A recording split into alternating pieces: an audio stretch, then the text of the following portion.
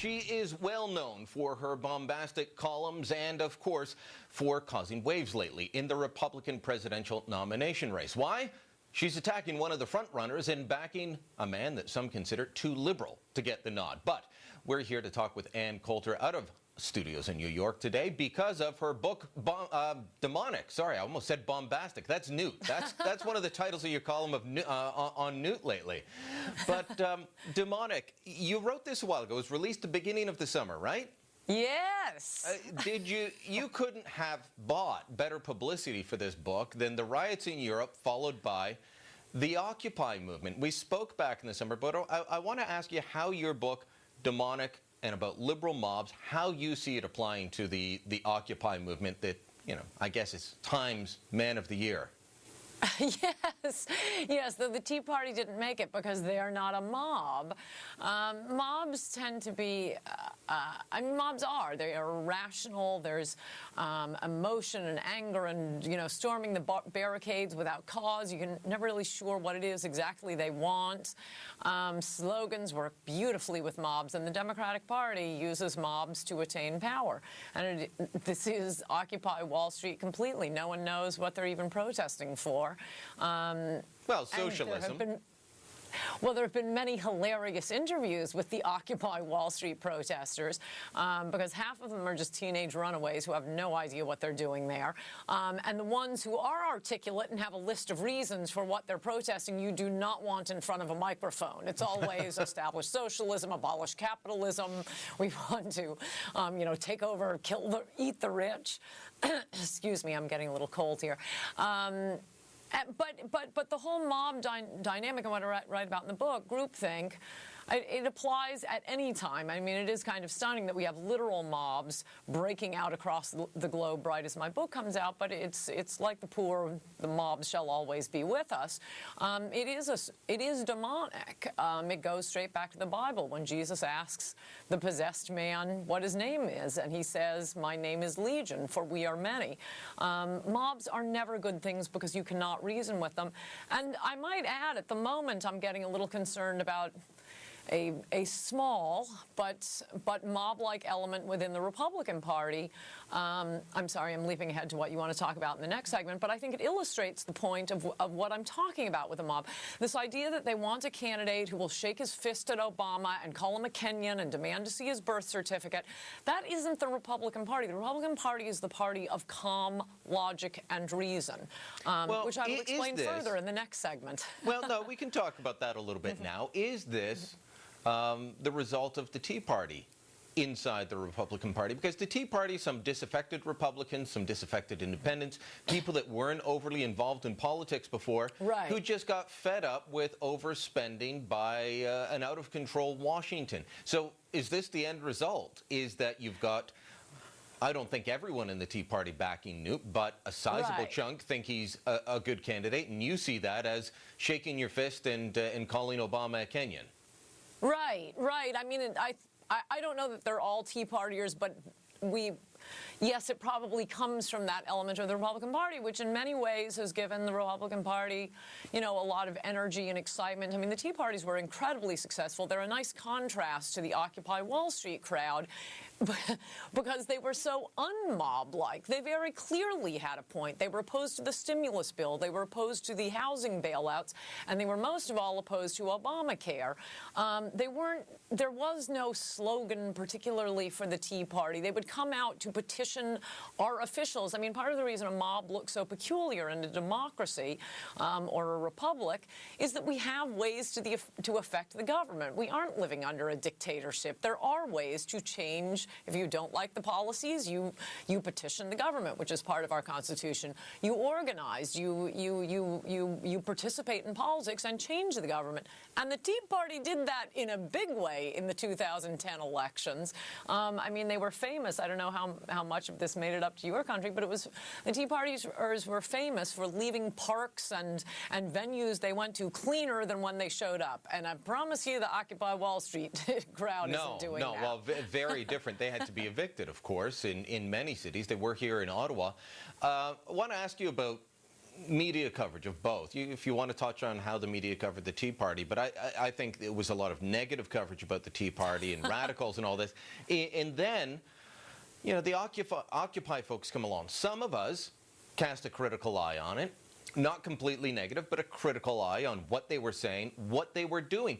I interviewed people here in Ottawa who were speaking openly about the fact that there were sexual assaults and physical assaults going on in the camps. That wasn't picked up by a lot of Canadian media. We put it out there. It was on the air. Glenn Beck picked it up, played it on his radio program because he couldn't believe it. But you know, the rest of the consensus media just decided they weren't going to touch that. Let's just show that these guys are good. And I think the same thing happened in your country. Yes, it was. You know, the mirror opposite of the reporting on the Tea Party. They'd find one lunatic with a sign with, you know, Obama as Hitler or Obama as a monkey. And by the way, most of those on closer examination with a little investigative reporting turned out to be LaRouchites, who, of course, are liberals. Sometimes they were just agent provocateurs. Liberals, this happened down in Kentucky. Rand Paul was running against Tim Conway, the Democrat, a guy who was working on the Tim Conway campaign, and he was caught on tape, you know, not behaving weirdly or carrying weird signs, marching for Tim Conway. Well, then he shows up at a Rand Paul rally spouting all of this racist nonsense. It wasn't coming from the Tea Partiers, but that was what you kept seeing, the media reporting from the Tea Partiers. It was exactly the reverse with Occupy Wall Street. I mean, there were enough. Luckily, we have the internet and the alternative media now because we had so many right-wingers going down, taking video cams, interviewing them. And yeah, I mean, not just in Ottawa, but in Boston, there was a couple dealing heroin from their tent with a 6-year-old living with them. There have been overdoses. There have been lots of sexual assaults. You didn't get that with the Tea Party, but ever at all. You didn't get any incidents of racism from Tea Partiers all that time, but you had all sorts of actual criminal and behavior leading to human deaths that were not being reported. You say in the book that you've got to deal with the mob by smashing it. A lot of the camps have disappeared. I think they're going to come back, and you're seeing this on the protests at the West Coast ports. Up and down the west coast of North America, they've tried to shut down Vancouver, Portland, San Diego, elsewhere. How should governments respond to the Occupy folks, if we could get a quick answer out of you before the break? In general, I don't think you want to take mob movements lightly, so keep your powder dry. I don't think this is a mob movement that particularly needs to be smashed at the moment. I suspect what's going to happen is, I mean, what was curious in this country was how President Obama, Nancy Pelosi, leader of the Senate, or rather House Democrats, you know, all these Democrats are coming out with these praising statements of the wastrels at Occupy Wall Street. I think the mainstream media didn't realize this isn't going to help Obama. This isn't going to help the Democrats. And as soon as the media figures that out, they'll stop covering Occupy Wall Street, and then Occupy Wall Street will go away. Okay, stick around. We've got more. Her book is Demonic. It is available in good bookstores everywhere. And, of course, if you can't find it in your bookstore, check out the link at lillyspad.ca. More with Ann Coulter in a minute. And we're back with Ann Coulter. She is the author of Demonic and, of course, a syndicated columnist. Ann, you have been one of the strong voices, a lot of strong voices in the conservative movement coming out and saying Newt Gingrich is not the guy. There's you, Rush Limbaugh, Glenn Beck, National Review, Charles Krauthammer, all these big names, and yet he's still doing pretty well in the polls. Explain Newt to me. I mean, he does have some good points, though I've not been writing about those in my columns. I mean, he'd be a nice person as a friend. His mind is always going. He's relatively articulate, especially for a Republican candidate for office. But he is a terrible candidate. I went to Washington, and I hate Washington, from New York City after the 1994 election in the United States, because I thought if genuine right-wingers didn't go work for this new Republican Congress, the first Republican House we had had in half a century, things would never change. You'd just get, you know, Nancy Kassebaum staffers, she was a liberal Republican, moving over to the staffers of the new Republicans, and so I was there then. And Newt Gingrich, we would lose in a 49-state defeat. It would be a 1964 election, because with what you get, despite some good points I did just mention, what you get is the bombastic overstatement that makes Republicans look terrible, but then he backs down when it comes down to the actual negotiation. And if he doesn't give in completely to Democrats, his bombastic overstatement to begin with has harmed the cause. And this happened over and over again. I gave a few examples in my column this week and last week, and I have on TV. I mean, for example, women in combat. Women in combat is a terrible idea. A civilized nation doesn't send its women to do fighting for it. In fact, the first nuclear submarine that had, or ship, I believe it was, that had, I think it was the USS Ronald Reagan, that had women attached to it. Something like this was in a column I wrote about a few months back. I forget the precise number, but something like 23% of the women had to drop out because they got pregnant. So it doesn't make sense pragmatically. It doesn't make sense sociologically, but Newt Gingrich comes out and says you can't have women in combat because they get too many infections, and men are piglets, and they're biologically programmed to go hunt giraffes. Hunt giraffes? It just sounds nutty. Yeah, that doesn't happen. But so you've been very strong on backing Mitt Romney, though, and a lot of conservative-minded people I know on both sides of the border look at Mitt Romney and say, you know, if you called up Central Casting and asked for president, they'd send Mitt. He's strong of jaw. He's got a great speaking voice, but he's a little liberal. And here's what you wrote in your column a little while ago, though. You say that's not such a bad thing. You say among Romney's positives is the fact that he has a demonstrated ability to trick liberals into voting for him. He was elected governor of Massachusetts, one of the most liberal states in the Union, by appealing to Democrats, independents, and suburban women. Do you think he could do that in a general election while the base is kind of lukewarm on him and going, I don't know if I want to give my $100 donation. I don't know if I want to go knock on doors, call up my friends to say, vote for this guy I don't really like?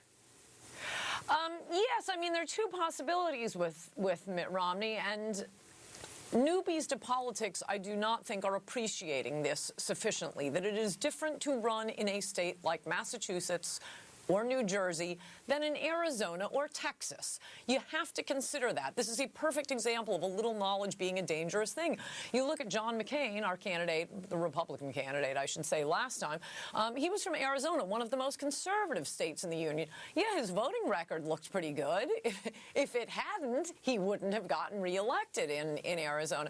But just to give a quick example, when Mitt Romney ran against Teddy Kennedy, the human pestilence in this nation's history, the Kennedy campaign ran an ad against Mitt Romney with a woman who was a Mormon and had been counseled by Mitt Romney as a Mormon elder out of having an abortion and into giving her child up for adoption. And Kennedy thought that was a bad thing.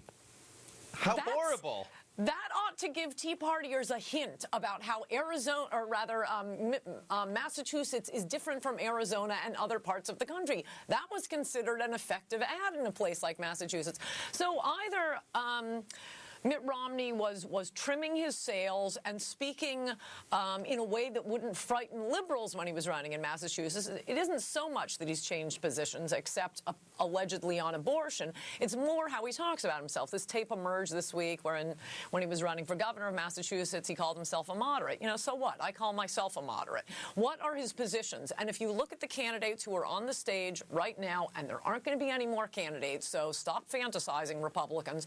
We're stuck with the ones we have there. If you look at what their positions are now, and I don't mean this week, or today versus yesterday, I mean for the past year or two, Mitt Romney is the most conservative, other than Michelle Bachmann at this point, on the positions. He will absolutely repeal Obamacare, and I think the second most important issues for conservatives or people who love their country is illegal immigration. If we get amnesty, and I don't care what they call it, whether it's a red card or driver's licenses for illegals, you get amnesty, the country is gone, Republicans will never win another election. The entire country will become California, where a Republican cannot win a statewide election.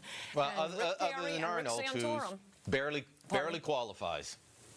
Pardon? Other than Arnold, who barely qualifies. Right, exactly. And we're going to have to leave it there. Okay. Thanks so much for coming in today. And if you have not checked out our book, Demonic, make sure you pick it up. Available in bookstores everywhere.